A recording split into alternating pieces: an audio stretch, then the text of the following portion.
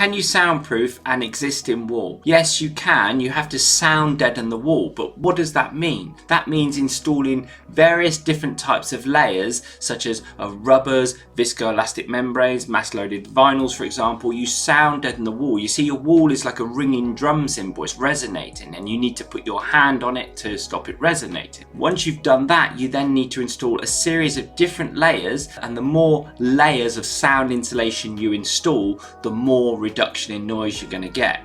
See, things like rock wool or mass loaded vinyl, they really do force the sound to change direction. So the more different layers you can get into that wall system, the more reduction in noise you're going to achieve. Also note that noise isn't just coming from one noise path. It isn't just coming from those alcoves either side of the chimney stack or that direct noise path of the separating party wall or ceiling or floor. Noise is coming from that window wall. It's coming from that other wall perpendicular, the floor and the ceiling. The noise is coming from all of those different noise paths, and the more of those noise paths you sound deaden, you apply sound insulation to, the more reduction in noise you're going to achieve.